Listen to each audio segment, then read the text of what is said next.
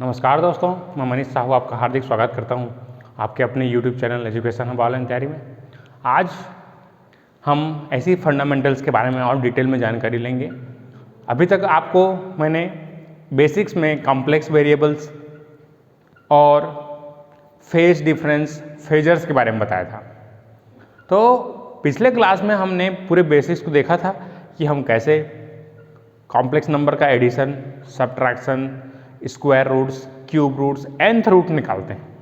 तो ये चीज़ आपको याद रखना है कि किसी भी कॉम्प्लेक्स वेरिएबल जैसे a प्लस आई बी इस तरीके से दिया है तो इसका आपको मॉडुलस r इक्वल टू क्या होता है, under root A square plus B square, angle of theta क्या होता है, tan inverse b by A. तो इसको हम रिप्रेजेंट कर सकते हैं mod of r at angle theta में, और इसी को यूलर्स फॉर्म में कैसे लिख सकते हैं, r at angle e power i theta. तो ये चीज़ें हैं आपको याद रखनी है। और उसके बाद मैंने बताया था डी मॉर्गन थ्योरम की कॉस थीटा प्लस आई साइन थीटा का पावर n है, तो इसको कॉस n थीटा प्लस आई साइन n थीटा लिख सकते हैं। तो ये सब के बारे में मैंने आपको लास्ट लेक्चर में बताया था। आज हम कुछ और डिटेल को सीखेंगे और उसके बाद हम फंडामेंटल्स को क्लियर करते हुए एसी सर्किट्स में रेजिस्टेंस, इंडक्टेंस, कैपेसिटर के बारे में पढ़ेंगे। चलिए स्टार्ट करते हैं।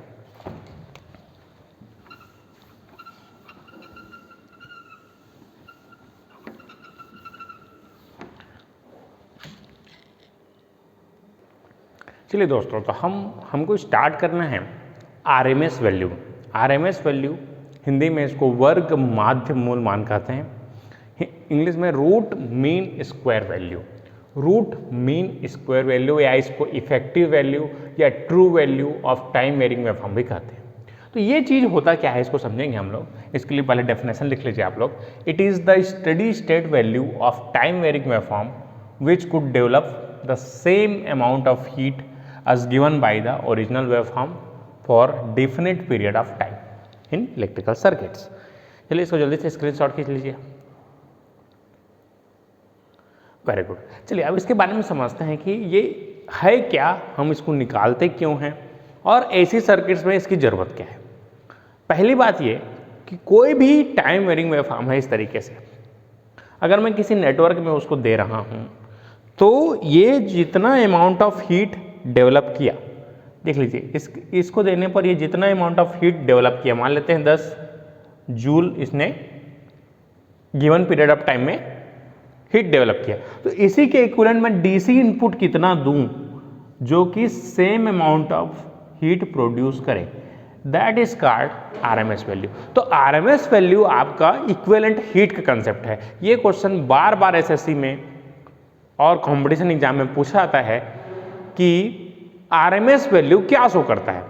तो आपको याद रखना है कि आरएमएस वैल्यू हमको हीटिंग वाला कंसेप्ट यहाँ पर देता है। जैसे कि मैंने आपको बताया था कि घर में आपका 230 वोल्ट्स 50 हर्ट्ज सप्लाई आता है। जो ये 230 वोल्ट्स जो लिखा रहता है that is nothing but your RMS value. ये आपका आरएमएस वैल्यू है। तो ये चीज़ आपको याद रखना है कि जो भी आप रेटिंग्स पढ़ते हैं मशीन में, जो भी आपको गिवन रहता है, जैसे कि कोई अगर 3 फेज का मोटर है तो उसमें 440 वोल्ट एसी लिखा रहता है, तो 440 स्टैंड्स फॉर आरएमएस। तो बाय डिफ़ॉल्ट आपको क्वेश्चंस में अगर दे रहा है कि इतना वोल्ट है तो आपको बाय डिफ़ॉल्ट उसको आरएमएस वैल्यू लेके चलना है, क्योंकि हम कहीं ना कहीं किसी न किसी रूप में हीट का उपयोग करते हैं। जैसे कि हीट मतलब होता है पावर। जो भी पावर डेवलप कर रहा है वो किसी न किसी फॉर्म में हीट में वेस्ट हो रहा है। जैसे आप पंखा चालू करते हैं तो पंखा को चालू कीजिए, कुछ देर बाद देखिए वो गर्म लगेगा, तो हीट है ना, हीट डेवलप होता है किसी न किसी फॉर्म में। तो हीट वाला कंसेप्ट हम यूज करते हैं इलेक्ट्रिकल सर्किट्स में। तो ये आपको बहुत ही इफेक्टिव चीज़ें हैं जिसको आपको निकालना रहता है। तो किसी भी वेव फॉर्म का अगर आपको आरएमएस वैल्यू निकालना है तो देख लीजिए क्या कैसे करेंगे। सबसे पहले उसका इंटीग्रेशन करेंगे 0 से t of v of t का स्क्वायर करेंगे, इंटीग्रेशन 0 t 1/t dt। तो इसको आपको लिख लेना है, फिर मैं आपको एक एक वेव फॉर्म का डेवलप करके बताऊंगा, ठीक है, डिराइव करके। चलिए उसके बाद हम आगे बढ़ते हैं। चलिए दोस्तों, अब हमको स्टार्ट करना है एवरेज वैल्यू। एवरेज वैल्यू मतलब होता है औसत मान, है ना, औसत मान। तो औसत क्या चीज़ है? औसत आप कैसे निकालते हैं? आंकड़ों का योग बटे आंकड़ों की संख्या। सिमिलर वे में यहाँ पर हमको निकालना रहता है, तो यहाँ पर आपको याद रखना है, देखिए इस तरीके से, it is the steady state value of any time varying waveform which could develop the same amount of charge as given by the original waveform for definite period of time। तो यहाँ पर केवल एक चीज चेंज हो गया है, केवल चार्ज। तो जो हमारा एवरेज वैल्यू है वो हमारा इक्विवेलेंट चार्ज का कंसेप्ट है। तो दो चीजें आपको क्लियर रखनी है कि आरएमएस वैल्यू आपका इक्विवेलेंट हीट का कंसेप्ट है और एवरेज वैल्यू आपका इक्विवेलेंट चार्ज का कंसेप्ट है। इसको मैं बहुत आराम से पढ़ा रहा हूं, तो आपको नोट्स यहां पर बनाने हैं, नोटेशन ये यूज करना है। जो भी यहां पर लिखाया हूं उसको एज इट इज आपको सेमेस्टर एग्जाम में या आप एसएससी मेंस देते हैं वहां पर लिखना है। चलिए जल्दी से इसका स्क्रीनशॉट खींच लीजिए। तो किसी भी वेव फॉर्म में, जैसे देखिए ये जैसे ये वेव फॉर्म है, इसको मैंने इसको 10 सेकेंड्स के लिए दिया, तो ये मान लेता हूं कि 10 कूलाम का चार्ज यहां पर प्रोड्यूस कर रहा है। तो इसके इक्विवेलेंट में डीसी इनपुट कितना दूं कि सेम हमारा चार्ज वो प्रोड्यूस करे। तो ये हमारा इस किसी भी वेव फॉर्म का अगर आपको एवरेज वैल्यू निकालना है तो एवरेज वैल्यू इक्वल टू क्या होता है, 1/t इंटीग्रेशन 0 से t v of t dt। या इसको इस तरीके से भी लिखते हैं हम लोग generally, that is called area by time period, area बटे टाइम पीरियड। तो ये चीजें आपको लिखना है, टाइम पीरियड, एरिया बटे time period, V average equal to also called, है ना, इस तरीके से हमको एरिया बाय टाइम पीरियड भी लिख लेना है। तो यहाँ तक आपको नोट करना है बहुत अच्छे से। मैं एक एक वेव फॉर्म का, जो स्टैंडर्ड वेव फॉर्म है, जो आइडियल वेव फॉर्म है, उनका आपको डिराइव करके बता रहा हूँ कि कैसे हम आरएमएस वैल्यू निकालते हैं, कैसे हम एवरेज वैल्यू निकालते हैं। तो आपको बहुत ही ध्यान से इन वीडियो को देखना है, अंत तक देखना है, और हमारा एफर्ट आपको अच्छा लग रहा है तो बिल्कुल आपको लाइक कर दीजिए वीडियो को। और आपने चैनल को सब्सक्राइब नहीं किया तो सब्सक्राइब करके बेल आइकन दबा दीजिए, जिससे सारे नोटिफिकेशंस आपको मिलते रहें। मैंने आपको ये चीज़ क्लियर करा दूं कि आपको जो डीसी नेटवर्क है, that is your bachelor life. Bachelor life में मतलब बहुत मजा रहता है, कोई दिक्कत नहीं रहती किसी बार के टेंशन। जैसे ही हम ऐसी सर्किट चालू किए हैं, life will complex, that is married life, है ना। रोज जाके सुबह उठना है, ऑफिस जाना है, फिर जाके सब्जी लाए जाए पड़ी, नहीं तो पहले है ना दादा करा थे अपन काम। तो यहाँ पर ये जो लाइफ है आपकी कॉम्प्लेक्स हो चुकी है, इसीलिए यहाँ पर मैंने सबसे पहले लेक्चर में आपको बताया कॉम्प्लेक्स वेरिएबल। तो ये आपके bachelor life is over, DC circuit is over, and your married life is start. तो लाइफ विल कॉम्प्लेक्स, हमेशा याद रखिए। अभी लाइफ में कुछ देर बाद आपको रेजोनेंस भी आएगा, देखिए ध्यान से, है ना। तो ये चीज़ें आपको याद रखनी है कि अगर ये जो आपका एसी सर्किट्स है उसमें आपको कॉम्प्लेक्स चीज़ें दिखाई देती हैं, तो इसको मैंने इस तरीके से डिस्क्राइब कर सकते हैं हम अपने डेली लाइफ में। चलिए स्टार्ट करते हैं। तो सबसे पहले हम बात करेंगे आइडियल वेवफॉर्म्स की। आइडियल वेवफॉर्म्स मतलब हमारे sinusoids, average and RMS value of sinusoidal waveform. चलिए स्टार्ट करते हैं। तो साइनोसॉइडल वेवफॉर्म हमारे कैसे होते हैं? सबसे पहले हम साइन वेव को निकालते हैं। देख लीजिए दोस्तों, यहाँ पर साइन वेव, साइन वेव का निकालना है हमको RMS and average value, RMS and average value. तो साइनोसॉइडल वैल्यू का सबसे पहले हम लोग निकालते हैं एवरेज वैल्यू। एवरेज वैल्यू क्या होता है? एरिया बटे टाइम पीरियड। यहां मैंने आपको बताया है 0 to t integration 0 to t v of t dt बटे टाइम। ठीक है, तो कोई भी अगर हम साइनोसॉइडल वेव फॉर्म लेंगे तो इस तरीके से बनता है वो। देख लीजिए दोस्तों, इस तरीके से। तो ये आपका इस तरीके से ये बनेगा। तो ये वैल्यू को हम बोलते हैं that is called V maximum, maximum value, that is called V minimum, negative को मिनिमम वैल्यू बोलेंगे। तो एक पूरे साइकिल्स के लिए हम लोग इसका क्या निकालेंगे? एवरेज वैल्यू निकालेंगे। तो ये पूरा टाइम पीरियड है इसका t। देख लीजिए दोस्तों यहाँ पर, तो ये आपका वेव फॉर्म रहता है आपको Vm साइन ओमेगा, ठीक है। तो ये हमारा एवरेज वैल्यू निकालेंगे तो Vm साइन ओमेगा टी का आपको V of T equal to निकालना है। तो इसका जो है ड्यूरेशन है 0 to ओमेगा टी से हमको 2 पाई तक के लिए निकालना है। ये पाई होता है और ये 2 पाई होता है। देखिए दोस्तों यहाँ तक क्लियर है। तो ये जो है 0 से पाई और 2 पाई है ना, तो यहाँ से लेकर यहाँ तक पूरा हमको एवरेज वैल्यू निकालना है। चलिए स्टार्ट करते हैं। तो क्या हो जाएगा देखिए, integration 0 to 2 pi Vm sine omega T D omega T बटे टाइम पीरियड कितना है दोस्तों, यहाँ पर टाइम पीरियड की जगह कितना है, टी बराबर कितना है हमारा 2 पाई है, तो यहाँ से 2 पाई ले लेंगे। तो यहाँ से क्या हो जाएगा देखिए, Vm बाहर हो गया, Vm बाई 2 पाई। अब साइन का इंटीग्रेशन क्या होता है दोस्तों, माइनस कॉस होता है, तो माइनस कॉस ओमेगा टी। अब जितने लोग को नहीं आता मैं कुछ नहीं कर सकता है ना, तुम जाओ और बेसिक डेफिनेशंस को पढ़ के आओ, है ना। जिसको भी दिक्कतें हैं साइन इंटीग्रेशन डिफरेंशिएशन में, बिल्कुल जाके पढ़ी है ना दोस्तों, इसके बिना कुछ नहीं हो सकता। Vm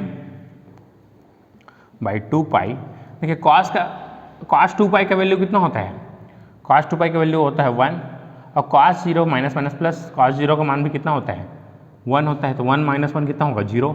तो Vm 2 पाई इंटू 0 करेंगे तो कितना आ जाएगा 0 आएगा। आप स्पष्ट रूप से यहाँ देख रहे हैं कि जितना आपका पॉजिटिव वैल्यू है उतना निगेटिव वैल्यू है, तो जितना पॉजिटिव है उतना निगेटिव है, तो एवरेज कितना हो जाएगा 0। इसीलिए एक कंप्लीट साइकिल का एवरेज वैल्यू 0 होता है। जब भी किसी सिमेट्रिकल वेव फॉर्म की बात करूं तो जो भी सिमेट्रिकल वेव फॉर्म्स होंगे उनका एवरेज वैल्यू हमेशा 0 होगा, चाहे वो आपका किसी फॉर्मेट में रहे। देखिए ध्यान से, आपके जैसे मैं स्क्वायर वेव लेता हूं, स्क्वायर सिमेट्रिकल वेव फॉर्म किसको बोलते हैं देख लीजिए ध्यान से, अगर जिसका पॉजिटिव एरिया और निगेटिव एरिया इक्वल है that is called symmetrical wave forms.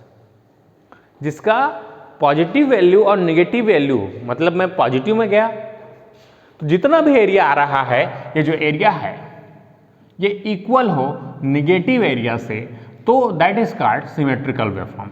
तो जितने भी सिमेट्रिकल वेव फॉर्म हैं उसका एवरेज वैल्यू फुल साइकिल के लिए हमेशा क्या होगा 0 होगा। तो ये चीजें आपको याद रखनी है। तो जितने भी सिमेट्रिकल वेव फॉर्म हैं हम उसको फुल साइकिल में ना निकाल के हाफ साइकिल में निकालते हैं दोस्तों, क्योंकि फुल साइकिल के लिए अगर हम निकालते हैं तो आपका ऑलवेज सिमेट्रिकल वेव फॉर्म का 0 आएगा, क्योंकि जितना पॉजिटिव एरिया है उतना निगेटिव एरिया है। तो जितना जोड़ेंगे पॉजिटिव निगेटिव को तो हमेशा वो 0 होगा। तो एक चीज आपको याद रखना है, नोट करके लिख लेंगे इसको, कि सिमेट्रिकल वेव फॉर्म के लिए आपका एवरेज वैल्यू फुल साइकिल के लिए 0 होता है। अब हम आगे बढ़ते हैं दोस्तों, अब हम इसको फुल साइकिल के लिए निकाल के हाफ साइकिल के लिए निकालेंगे। अगर मैं इसको 0 से लेकर 2 पाई यहाँ तक के लिए निकालूं तो यहाँ तक का मान कितना होगा, ये पाई के बराबर है यहाँ से यहाँ तक। तो केवल इसका देखिए, इसका मान निकालना है हमको, इसका एवरेज निकालना है। तो क्या हो जाएगा, यहाँ 0 से लेकर पाई हो जाएगा, ये 0 से लेकर पाई हो जाएगा डी ओमेगा टी। बस आपको ये इसके बाद सेम चीज है, इसके बाद आपको यहाँ देखिए हाफ साइकिल के लिए फॉर हाफ साइकिल, तो यहाँ पर हम हाफ साइकिल के लिए निकालेंगे। तो क्या हो जाएगा देखिए, Vm बाई पाई इंटीग्रेशन, अब देखिए 0 से लेकर पाई तक इंटीग्रेशन करेंगे तो इसका माइनस कॉस ओमेगा टी ही होगा। अब इसको 0 से लेकर कहाँ तक पुट करेंगे, पाई तक पुट करेंगे, कि 0 से लेकर पाई तक इसका वैल्यू कहाँ तक आ रहा है। तो यहाँ से आप देखेंगे कि Vm आ रहा है बटे पाई कॉस पाई, तो कॉस पाई का वैल्यू होता है -1, तो माइनस माइनस क्या हो जाएगा +1, प्लस कॉस 0 का मान 1, तो 1 + 1 कितना हो गया 2, तो 2 Vm बाई पाई। तो यहाँ पर हाफ साइकिल के लिए आपका कितना आ गया 2 Vm बाई पाई। तो ये चीज़ें आपको याद रखनी है, बहुत इंपॉर्टेंट है। अगर मैं इसको कन्वर्ट करता हूँ तो 0.632 टाइम्स आता है V मैक्सिमम के। तो ये डेसिमल वैल्यूज भी आपको याद रखनी है। कंपटीशन एग्जाम से आपसे डायरेक्ट क्वेश्चन पूछता है कि यदि मेरे पास 200 वोल्ट का AC सप्लाई है तो उसका एवरेज वैल्यू कितना होगा। तो आपको याद रखना है कि जो एवरेज वैल्यू है यदि फुल साइकिल के लिए हमसे पूछा है तो बाय डिफॉल्ट वो क्या होगा, 0 होगा। और अगर हमको हाफ साइकिल के लिए पूछ रहा है तो 0.632 टाइम्स हो जाएगा 200 के। तो क्या करना है आपको, 200 देखिए 2 दूनी 4, 6, 6 दूनी 12 और 2 जीरो यहाँ से खिसक जाएगा यहाँ तक, बटे यहाँ कितना हो जाएगा 1 2 3 गुणा 100, 2 शून्य गया 2 शून्य गया तो 126.4 वोल्ट इसका क्या होगा, आंसर। तो इस तरीके से आप डेसिमल्स वैल्यूज को भी याद रखेंगे। अगर मैं पूछूं आपसे कि 100 वोल्ट का एक एसी है मेरे पास तो उसका एवरेज वैल्यू कितना होगा, तो तुरंत आप इसमें 100 का गुणा करेंगे तो 63.2, मतलब मैं 100 रुपए देता हूं तो उसका 63.2 रुपए ही मिलता है। That is called average value. ठीक है दोस्तों, तो इसको जल्दी से स्क्रीनशॉट खींच लीजिए आपको।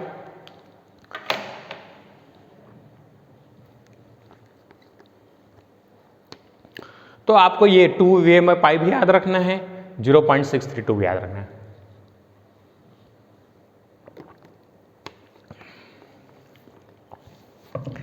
ठीक है, तो इसके बाद हम RMS वैल्यू की चर्चा करेंगे कि हम सेम जो साइनोसॉइडल वेवफॉर्म है उसका RMS वैल्यू कैसे निकालते हैं। फिर मैं जितने वेवफॉर्म्स हैं सबका हमको RMS वैल्यू और एवरेज वैल्यू निकाल के रखना है। आप बढ़िया से देखते रहिए कि हम कैसे चीज़ों को निकाल रहे हैं, उनको आपको बढ़िया से एक नोट्स बनाना है।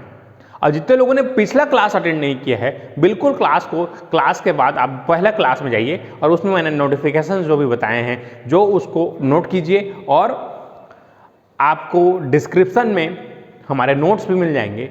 एजुकेशन हब ऑनलाइन तैयारी के द्वारा जो हैंड रिटन जो नोट्स हैं वो आपको फ्री में अवेलेबल करा रहे हैं, तो आप डिस्क्रिप्शन बॉक्स में जाके नोट्स को डाउनलोड कर सकते हैं, उससे टेली कर सकते हैं कि क्या क्या चीज़ें हैं, कैसे नोट करना है। क्योंकि हमको अल्टीमेटली अगर आप एग्जाम देते हैं SSC JEE का तो आपको रिटर्न में लिखना जरूरी है। तो रिटर्न एग्जाम देने के लिए आपको वहाँ पर वर्ड टू वर्ड मिल जाएगा कैसे हम RMS वैल्यू को डिस्क्राइब करेंगे, कैसे एवरेज वैल्यू को डिस्क्राइब करेंगे, तो वहाँ पर मैंने पूरा चीज़ बताया है। तो आप डिस्क्रिप्शन में जाके हमारा बुक्स डाउनलोड कर सकते हैं नोट्स, और उसको कहीं भी प्रिंट करा लीजिए। आपके लिए बहुत ही स्पेशल तरीके से तैयार किया गया है, आपको कोई बुक की जरूरत नहीं पड़ेगी। चलिए दोस्तों, हमको RMS वैल्यू निकालना है। RMS का फुल फॉर्म होता है रूट मीन स्क्वायर वैल्यू, वर्ग माध्य मूल मान। तो इतना चीज़ें आपको निकालना रहता है। सबसे पहले देखिए RMS, इसका फुल फॉर्म है आपका रूट मीन स्क्वायर वैल्यू, है ना। हिंदी में इसको बोलते हैं वर्ग माध्य मूल मान। तो इंग्लिश में जब भी आपको लिखा रहा है रूट मीन स्क्वायर वैल्यू तो आपको पीछे से चलना है इस तरीके से, और हिंदी में तो आपको दिख रहे हैं वर्ग से स्टार्ट करेंगे। तो किसी भी टाइम वेरिंग वेवफॉर्म का, जैसे ये हमारा VM क्या चीज़ है, हमारा V of t is equal to क्या है, VM साइन ओमेगा t। इस वेवफॉर्म का मेरे को वर्ग माध्य मूल मान या square root mean square value निकालना है। तो सबसे पहले हमको क्या करना है, स्क्वायर करना है। तो चलिए जल्दी से स्क्वायर कर दीजिए। तो V ऑफ t का क्या करना पड़ेगा, हमको स्क्वायर करना पड़ेगा। फिर उसका मीन मतलब होता है 0 to t, इस तरीके से, फिर 1/t, और फिर लास्ट में हमको रूट निकाल देना है। तो that is called VRMS, that is called VRMS। तो यहां पर मैं क्या कर रहा हूं, मैं यहां पर इस रूट को हटा के यहां पर अभी हटा देता हूं और यहां पर मैं RMS का स्क्वायर लिखा देता हूं। ठीक है, तो 1/t देखिए, 1 बाई टाइम पीरियड इसका कितना है, टाइम पीरियड इसका कितना है, 2 पाई है। ठीक है, तो ऐसा क्यों करते हैं, क्योंकि एवरेज वैल्यू यहां पर 0 हो रहा है, तो हम लोग साइनोसॉइडल्स का एवरेज वैल्यू इस तरीके से निकालते हैं। दूसरे तरीके से अगर मैं इसको स्क्वायर कर देता हूं तो ये निगेटिव वैल्यू को हमारा खत्म हो जाता है, इसलिए हमको इसको RMS वैल्यू के फॉर्म में लिखते हैं। चलिए, तो ये 1/2 पाई 0 to 2 pi VM sine omega t D omega T. देखिए दोस्तों ध्यान से, तो यहां से हमको क्या करना है, इसका स्क्वायर करना है, तो इसको स्क्वायर कर दीजिए। तो यहाँ से आपका क्या हो जाएगा, Vm का square by 2 pi 0 to 2 pi sine square omega T D omega T. अब इसको आपको इंटीग्रेट करना है, तो साइन स्क्वायर थीटा का मान होता है 1 plus 1 minus cos 2 theta by 2।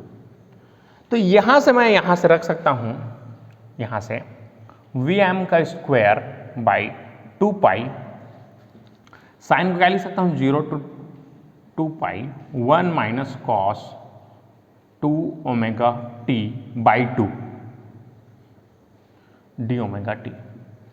अब आपको इसको इंटीग्रेट कर देना है, तो क्या हो जाएगा Vm का स्क्वायर बाई 2 पाई, यहाँ से देखिए 1 का ओमेगा टी के रिस्पेक्ट में कर रहे हैं। और जिन लोगों को भी नहीं आ रहा है, बिल्कुल जाके आपको इंटीग्रेशन और डिफ्रेंसिएशंस के जो मेरे क्लासेस हैं उसको देखना है, जो मैंने बेसिक्स में बताए हैं, ठीक है। अब इसको आपको लिमिट्स को यहाँ पुट कर देना है 0 to 2 पाई। तो यहाँ से अगर आप पुट करेंगे तो Vm का स्क्वायर बाई 4 पाई, यहाँ से हो जाएगा 2 पाई माइनस 0, तो 2 पाई माइनस 0 लिखने की जरूरत नहीं है, minus sine 2 pi by 2 minus sine 0। तो साइन 0 का मान तो 0 होता है ना, तो ये पूरा का मान साइन 2 पाई का मान 0, साइन 0 का मान 0, तो एक कंप्लीट हो जाएगा, खत्म हो जाएगा। 2 एकम 2 दूनी कट जाएगा, पाई से पाई कट गया, तो Vm का स्क्वायर बाई 2 बचा, that is equal to Vrms का स्क्वायर। तो यहाँ से आपको देखिए ध्यान से, तो Vrms आपको इक्वल टू मिल जाएगा अंडर रूट Vm का square by 2, that is 1 Vm by root 2। तो किसी भी साइनोसॉइडल वेवफॉर्म का आपका RMS वैल्यू मैक्सिमम वैल्यू के रूट 2 टाइम्स होता है। अगर मैं इसको डेसिमल में कन्वर्ट करूं, दैट इज इक्वल टू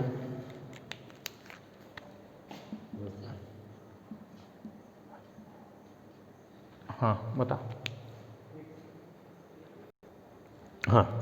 तो ये हमारा 0.707 टाइम्स होता है Vm के।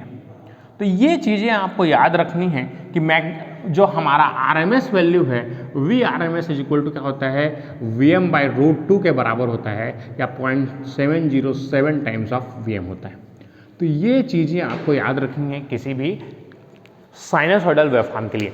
जैसे मैं आपसे पूछूं कि 100 वोल्ट का मेरा मैक्सिमम वैल्यू का यदि मैं कोई इन साइनसॉइडल सिग्नल दे रहा हूं, तो उसका RMS वैल्यू कितना हो जाएगा, if Vm equal to 100 then Vrms equal to watt 70.7, है ना। तो ये चीज़ें आपको याद रखना है, 70.7 वोल्ट्स हो जाएगा।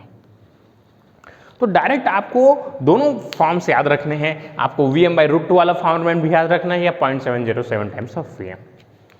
दोस्तों यहाँ तक मैंने आपको RMS वैल्यूज और एवरेज वैल्यूज बताए हैं साइनोसॉइडल वेवफॉर्म के। अब हम कुछ स्टैंडर्ड वेवफॉर्म्स देखेंगे जिनका हमको RMS वैल्यूज और एवरेज वैल्यूज निकालने हैं। तो मैंने आपको पहले ही बता दिया था कि इसमें हमको इंटीग्रेशन, डिफरेंशिएशन, ट्रिग्नोमेट्री सब चीज़ों का यूज होता है। ये कंप्लीट सेटअप है दोस्तों, है ना। मैंने बोला ही था that is your married life, after married life, है ना। तो bachelors life is your, DC circuit is your, and your AC circuits will come, that is life will more complex. तो यहाँ से आप देखेंगे कि लाइफ आपकी कॉम्प्लेक्स हो चुकी है ना। तो ये तो होना ही है। चलिए दोस्तों, कुछ इंपॉर्टेंट नोटिफिकेशंस लिखते हैं, नोट्स लिखते हैं, जो कि आपको बहुत ज़्यादा हेल्पफुल रहेगा कंपटीशन एग्जाम के लिए। तो सबसे पहले लिखिए, average value of any symmetrical waveform is always 0। तो किसी भी सिमेट्रिकल वेवफॉर्म के लिए एवरेज वैल्यू हमेशा 0 होगा। दूसरा चीज, फॉर सिमेट्रिकल वेवफॉर्म, अगर कोई भी सिमेट्रिकल वेवफॉर्म है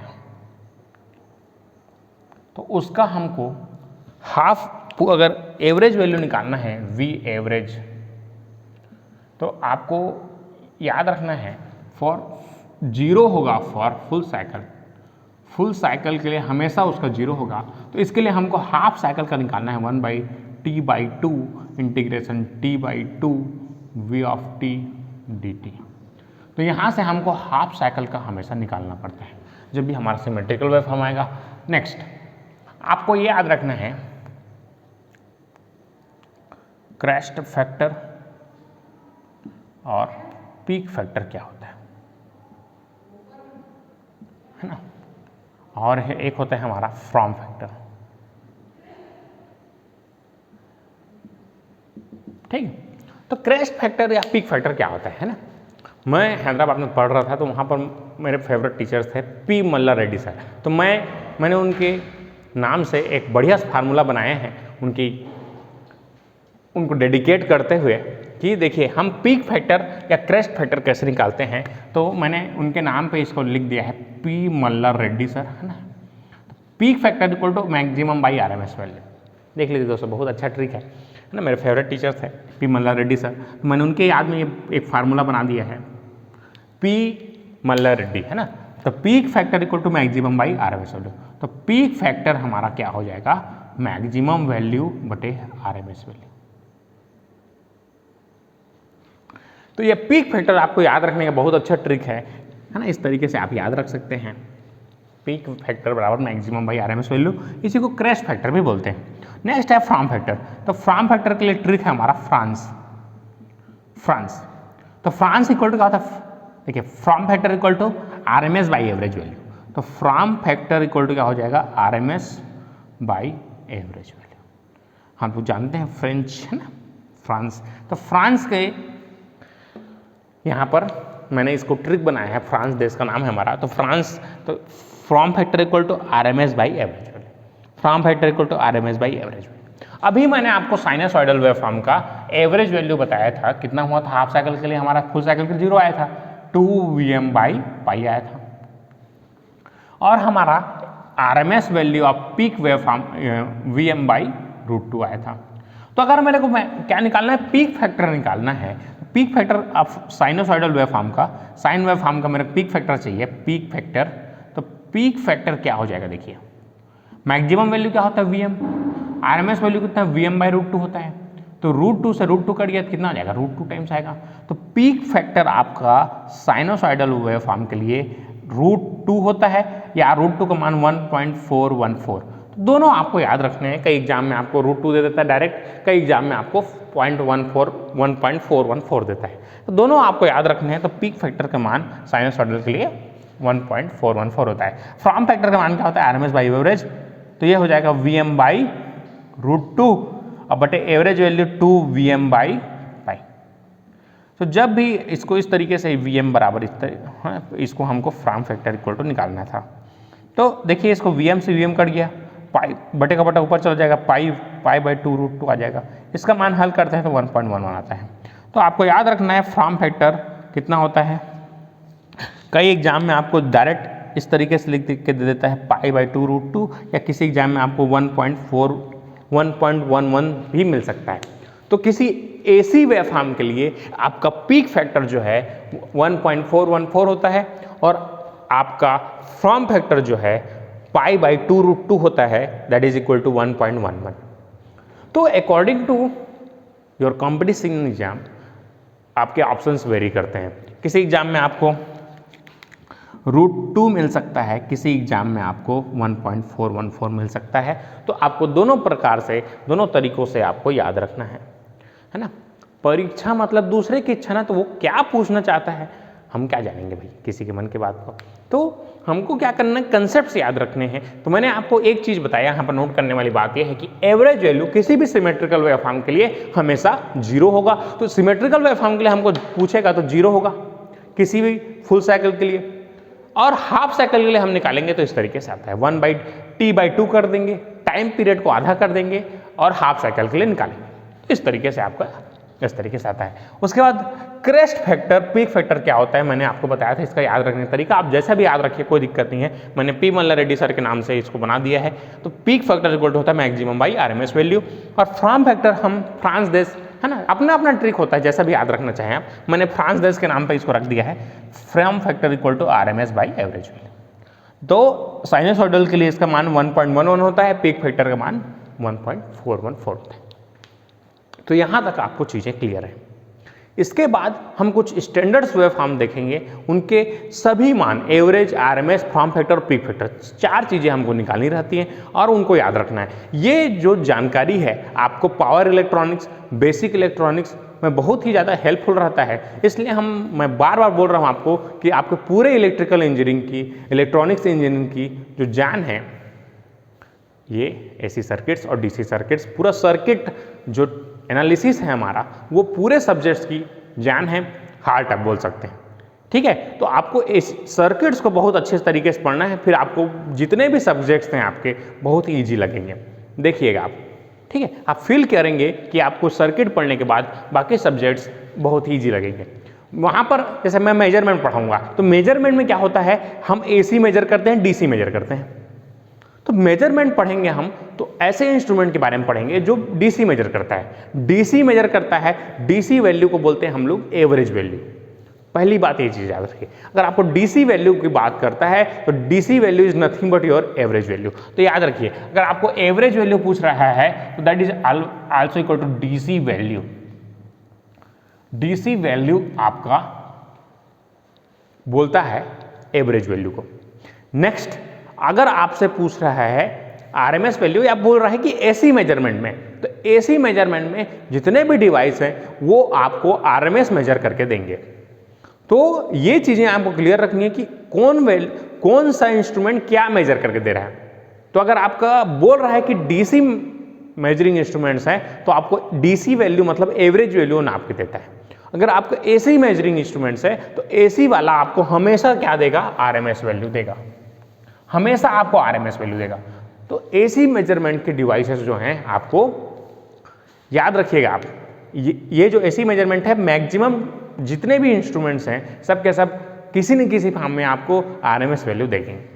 उसके बाद मैं बात करूंगा पीक टू पीक वैल्यू की। चलिए, इसके यहां तक कंप्लीट होता है। इसके बाद मैं आगे बढ़ता हूं, है ना।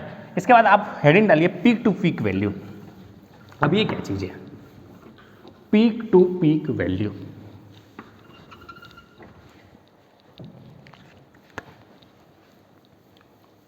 पीक टू पीक वैल्यू, जैसे कोई वेव फॉर्म है इस तरीके से,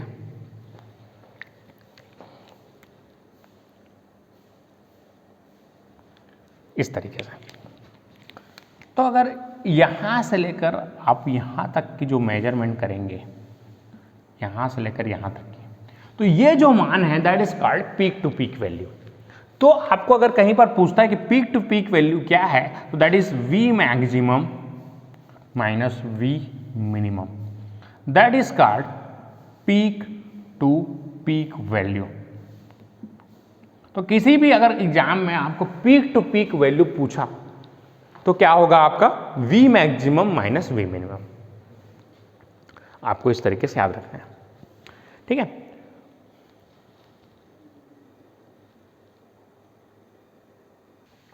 ठीक है दोस्तों, तो इसको आपको नोट करके लिखना है।